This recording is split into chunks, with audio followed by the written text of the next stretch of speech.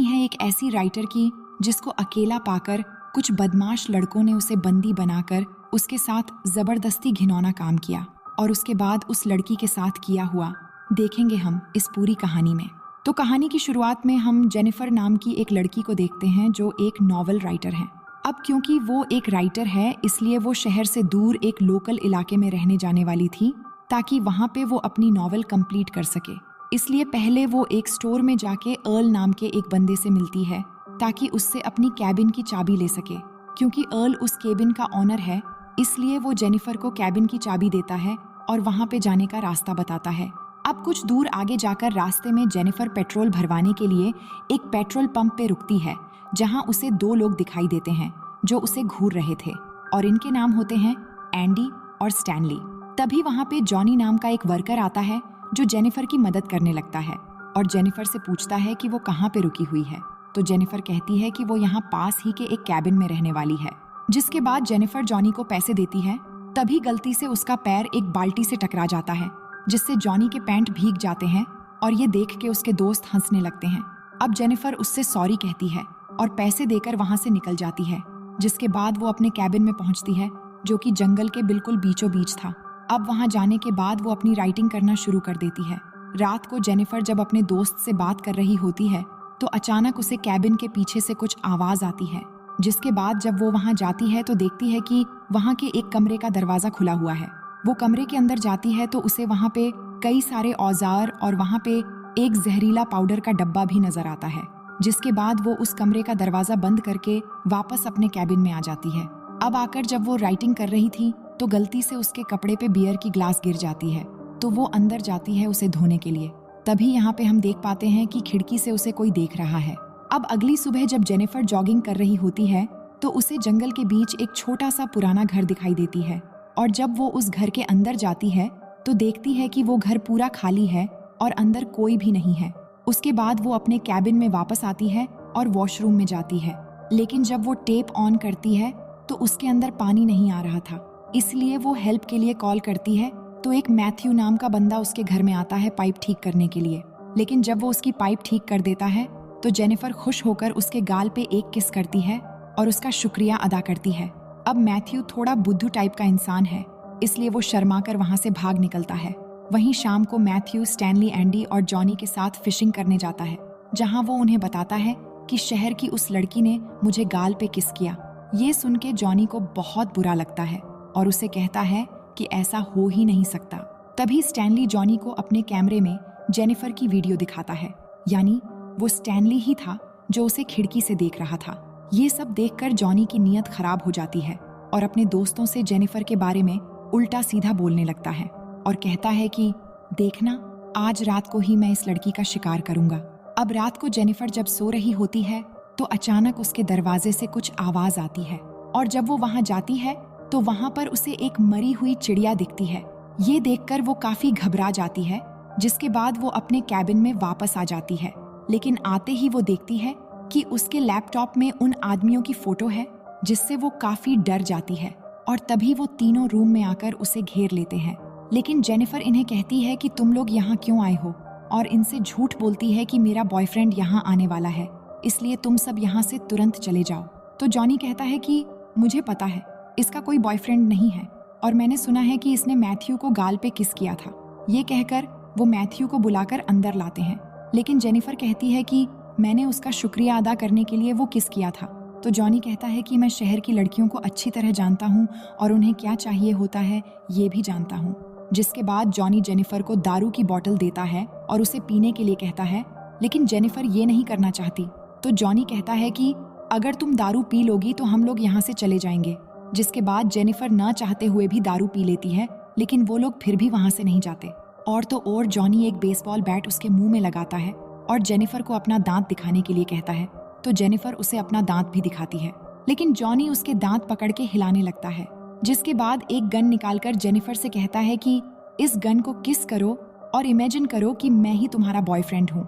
और उस गन को किस करवाता है और गन को उसके मुंह में डालकर हिलाने लगता है। वहीं मैथ्यू को ये सब देखकर अच्छा नहीं लग रहा था इसलिए वो अपना मुंह दूसरी तरफ कर लेता है। उसके बाद एंडी जेनिफर के मुंह में एक बॉटल डालता है और उसे फोड़ने वाला होता है। लेकिन तभी जेनिफर उसे धक्का देकर गिरा देती है और अपने बैग से स्प्रे निकालकर स्टैनली की आंखों में डाल देती है और वहां से निकलकर भागने लगती है। अब भागते भागते सुबह हो जाती है और रास्ते में उसे 2 आदमी मिलते हैं, जिनमें से एक अर्ल नाम का वही बंदा भी था जिसने उसे चाबी दी थी। इसके बाद वो उनको सारी बातें बताती है तो दूसरा बंदा जेनिफर से कहता है कि मैं एक शेरिफ हूँ, तो तुम चिंता मत करो। इसके बाद शेरिफ अर्ल से कहता है कि तुम जंगल की दूसरी तरफ जाओ। ये कहकर वो जेनिफर को अपने साथ लेके वापस उसके कैबिन में जाता है और जाकर जब वो वहाँ पे छानबीन करता है तो उसे वहाँ पे कोई भी नहीं मिलता, लेकिन उसे वहाँ पे जेनिफर की बियर बोतल मिलती है।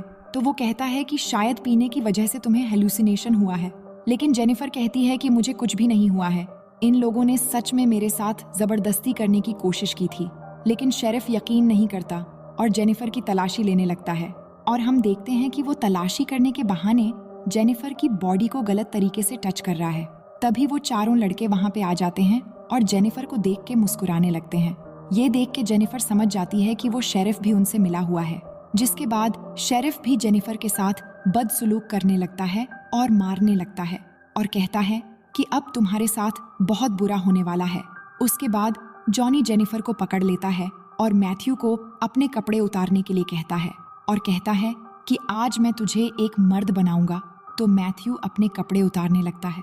उसके बाद वो जबरदस्ती जेनिफर के कपड़े फाड़ देते हैं और उसे नीचे लेटाकर मैथ्यू से कहते हैं कि तुम इसके साथ संभोग करो। जिसके बाद मैथ्यू जेनिफर के साथ जबरदस्ती गंदा काम करने लगता है, जिससे जेनिफर को बहुत दर्द होता है और वो चिल्लाने लगती है। तभी शेरिफ के घर से उसकी बेटी एंजल का कॉल आता है, जिस पर उसकी बेटी कहती है कि आज वो घर पे जल्दी आए, जिससे शेरिफ अपने बेटी से वादा करता है कि आज वो जल्दी घर वापस आ जाएगा। उसके बाद वो लोग जेनिफर को छोड़ के वहां से चले जाते हैं। अब उनके जाने के बाद जेनिफर किसी तरह उठकर बिना कपड़ों के हालत में वहां से बाहर निकलकर जाने लगती है, लेकिन कुछ दूर आगे जाने पर वो पांचों फिर से उसके सामने आकर घेर लेते हैं, क्योंकि अभी भी उनका मन नहीं भरा था। जिसके बाद वो फिर से उसे पकड़कर जमीन पर लेटा देते हैं और एंडी जेनिफर के मुंह को पानी में डुबोने लगता है और इस बार शेरिफ अपने कपड़े उतारकर जेनिफर के साथ जबरदस्ती करने लगता है, जिससे जेनिफर दर्द से जोर जोर से चिल्लाती है, लेकिन वो दरिंदे एक एक करके सभी उसके साथ संभोग करने लगते हैं और जब उनका मन भर जाता है तो वो उसे छोड़ देते हैं। इसके बाद जेनिफर किसी तरह उठकर वहां से जाने लगती है और इतना जुल्म सहने के बाद वो पूरी तरह पागल सी हो गई थी। फिर जब वो एक पुल के पास पहुंचती है तो वो पांचों फिर से उसे मारने के लिए वहां आ जाते हैं, लेकिन तभी जेनिफर पानी में कूद जाती है। जिसके बाद जब वो पांचों पानी में देखते हैं तो उन्हें जेनिफर कहीं भी नजर नहीं आती, इसलिए वो घंटों तक उसकी बॉडी के ऊपर आने का इंतजार करते हैं, लेकिन जेनिफर की बॉडी ऊपर नहीं आती। शेरिफ ये देखकर उन सभी से कहता है कि तुम्हें जेनिफर पर नजर रखनी होगी, अगर वो यहाँ से भाग गई तो हम सब मुसीबत में पड़ सकते हैं। फिर वो जेनिफर के सभी चीजों को जला देते हैं ताकि कोई सबूत न बचे। अब रात को शेरिफ अपने घर आता है और अंदर जाकर अपनी बेटी से मिलता है, जहां उसकी बेटी उसे सरप्राइज देती है कि वो ऑनर्स प्रोग्राम के लिए सेलेक्ट हो गई है। फिर अगले दिन शेरिफ अर्ल के पास जाता है और उसे उसकी केविन की चाबी लौटा देता है। तभी अर्ल उसे पूछता है कि क्या वो लड़की यहाँ से चली गई, जिस पर वो कहता है कि हाँ, वो लड़की चली गई। अब अगले सीन में हम देखते हैं कि ये सभी अभी भी जेनिफर को ढूंढ रहे हैं, लेकिन उन्हें वो कहीं नहीं मिलती और वही मैथ्यू ने जेनिफर के साथ जो अत्याचार किया था, ये सब सोचकर उसे काफी गिल्टी फील हो रहा था।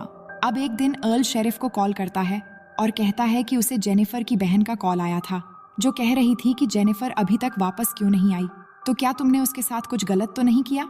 इस पर शेरिफ कहता है कि नहीं, ऐसा कुछ भी नहीं हुआ, वो बस वहां से चली गई। अब अगली सुबह स्टैनली भागते हुए एंडी और जॉनी के पास आता है और उन्हें बताता है कि उसका कैमरा चोरी हो गया है और उस कैमरे में जेनिफर की वो सारी वीडियो क्लिप थी। ये सुनकर जॉनी स्टैनली को मारने लगता है और कहता है कि तुम्हें वो सब रिकॉर्ड करने की क्या जरूरत थी। अब रात को जॉनी जब अपने घर में होता है तो उसे अपने दरवाजे पर कुछ आवाज आती है और जब वो वहां जाता है तो उसके दरवाजे पर एक मरी हुई चिड़िया मिलती है, जिसे देखकर वो सोचता है कि शायद स्टैनली और एंडी उसके साथ प्रैंक कर रहे हैं। लेकिन उसे फिर से वही आवाज सुनाई देती है और वहां जाने पर उसे जेनिफर की एक चप्पल मिलती है, जिसे देखकर वो काफी घबरा जाता है।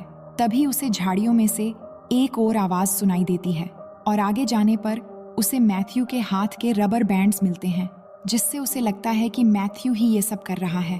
अब अगले दिन हम शेरिफ को अपने घर आता हुआ देखते हैं, जहां उसकी वाइफ एक गिफ्ट देकर उसे कहती है कि किसी ने तुम्हारे लिए ये भेजा है, जिसके अंदर एक कैसेट भी है।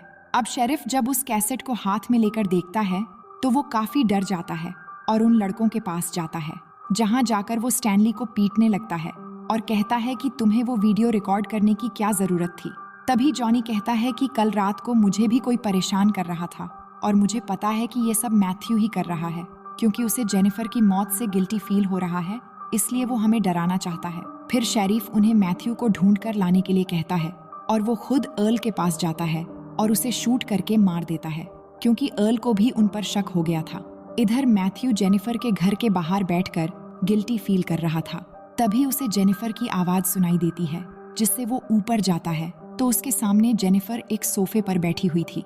फिर वो उसे अपने पास बुलाती है और कहती है कि मुझे पता है कि तुम गिल्टी फील कर रहे हो। तभी मैथ्यू जेनिफर से माफी मांगने लगता है और कहता है कि मैंने जानबूझकर तुम्हारे साथ ऐसा नहीं किया था, लेकिन जेनिफर उसके गले में एक रस्सी डालकर जोर से कसने लगती है, जिससे मैथ्यू बेहोश हो जाता है। वहीं एंडी और स्टैनली मैथ्यू को ढूंढ रहे होते हैं और ढूंढते ढूंढते एंडी एक सुनसान घर के अंदर जाता है, जहां पर उसे एक गद्दा दिखता है। वहीं इधर स्टैनली के सामने जेनिफर आ जाती है, जिसे देखकर जब वो उसे मारने के लिए आगे बढ़ता है तो उसका पैर एक ट्रैप में फंस जाता है, जिससे वो चिल्लाकर एंडी को बुलाने लगता है। और जब एंडी वहां पर आता है तभी जेनिफर पीछे से आकर एंडी पर अटैक कर देती है और फिर स्टैनली के भी सर पर मार देती है, जिससे वो बेहोश हो जाते हैं। अब एंडी की जब आंख खुलती है तो वो खुद को लकड़ी के सहारे एक बाथ टब पर लेटा हुआ पाता है। तभी जेनिफर वाटर ऑन करके उस टब को भरने लगती है। इधर स्टैनली को भी उसने एक पेड़ से बांध रखा होता है और उसे चूहा खिलाते हुए उसका वीडियो बनाने लगती है और उसकी आईब्रो पर फिशिंग हुक लगाकर उस धागे को पेड़ से बांध देती है, जिससे वो अपनी आंखें न झपका पाए। फिर वो एंडी के पास जाती है, यानी जेनिफर दोनों को एक साथ मार रही है और दोनों आसपास ही है। अब जेनिफर एंडी के पास आती है, लेकिन एंडी उससे माफी मांगने लगता है। तभी जेनिफर उससे कहती है कि मैं भी तुम्हारे सामने ऐसे ही गिड़गिड़ाई थी, लेकिन तुम लोगों ने मेरी एक भी नहीं सुनी और सबने जमकर मेरा फायदा उठाया। जिसके बाद वो उसका मुंह पानी में डुबोकर कहती है कि मैं तुम्हें बहुत बुरी मौत देने वाली हूँ। फिर वो स्टैनली के पास जाती है और एक मछली का पेट फाड़कर उसका मांस निकालकर स्टैनली की आंखों में घुसा देती है। इसके बाद वो एंडी के पास जाकर उसके पानी में जहरीला पाउडर मिला देती है और उसके नीचे से एक लकड़ी निकाल देती है, जिससे एंडी उस पानी में चला जाता है और उसका मुंह जल जाता है। इधर स्टैनली के पास कुछ पंछी आकर उसकी आंख में लगा मांस खाने लगते हैं और साथ ही उसके आंखें भी निकाल लेते हैं, जिससे बहुत बुरी तरह से उसकी भी मौत हो जाती है और इस तरह से वो दोनों को मार देती है। उसके बाद जेनिफर पेट्रोल पंप में जाती है, जहां वो जॉनी पर हमला करके उसे किडनैप कर लेती है। जिसके बाद जब जॉनी की आंख खुलती है तो वो अपने आप को बिना कपड़ों में बंधा हुआ पाता है और जेनिफर को सामने देखकर हैरान हो जाता है। इसके बाद जेनिफर उससे कहती है कि क्या तुम जानते हो मैं तुम्हारे साथ क्या करने वाली हूँ? ये कहकर वो एक एक करके उसके सारे दांत निकाल देती है, जिससे जॉनी को बहुत दर्द होता है और जेनिफर को गाली देने लगता है। ये सुनकर जेनिफर कहती है कि तुम्हें अपनी मर्दानगी पर बहुत गुरूर है ना, आज के बाद नहीं होगा, क्योंकि आज मैं तुम्हारी मर्दानगी उखाड़ देने वाली हूँ। ये कहकर वो एक कैंची लेकर उसका वो काट डालती है और काट कर उसके मुंह में डाल देती है, जिससे जॉनी बहुत जोर जोर से चिल्लाता है और उसकी वहीं पर मौत हो जाती है। वहीं शेरिफ जब अपने काम पर होता है तो उसकी बीवी उसे कॉल करती है और कहती है कि हमारी बेटी एंजल की एक टीचर आई है। तभी एंजल भी शेरिफ से कहती है कि मेरी टीचर बहुत अच्छी है, जो मुझे यहाँ से एक प्लेग्राउंड में ले जाने वाली है। लेकिन शेरिफ उससे कहता है कि तुम्हारी टीचर से मेरी बात करवाओ। तभी हम देखते हैं कि वो टीचर कोई और नहीं बल्कि जेनिफर ही है, जो वहाँ पर नकली टीचर बन के आई है। जिसके बाद जेनिफर जब शेरिफ को अपना नाम बताती है तो वो ये सुनकर हैरान हो जाता है और जेनिफर से कहता है कि प्लीज मेरी बेटी को चोट मत पहुंचाना। जिसके बाद जेनिफर फोन काट देती है और उसकी बेटी को अपने साथ ले जाती है। और जब शेरिफ घर पहुंचता है और उसकी बीवी उसे बताती है कि उसकी टीचर उसे प्लेग्राउंड में लेकर गई है। जिसके बाद शेरिफ जल्दी से प्लेग्राउंड में पहुंचता है और अपनी बेटी को ढूंढने लगता है, लेकिन वहां पर उसकी बेटी उसे नहीं मिलती, जिससे वो फिर से कार लेकर वहां से जाने वाला होता है। लेकिन तभी जेनिफर पीछे से उस पर हमला कर देती है और उसे अपने साथ ले जाती है। और जब शेरिफ की आंखें खुलती हैं तो वो खुद को बंधा पाता है और उसके बैक साइड में जेनिफर ने उसकी शॉर्ट गन डाली हुई होती है।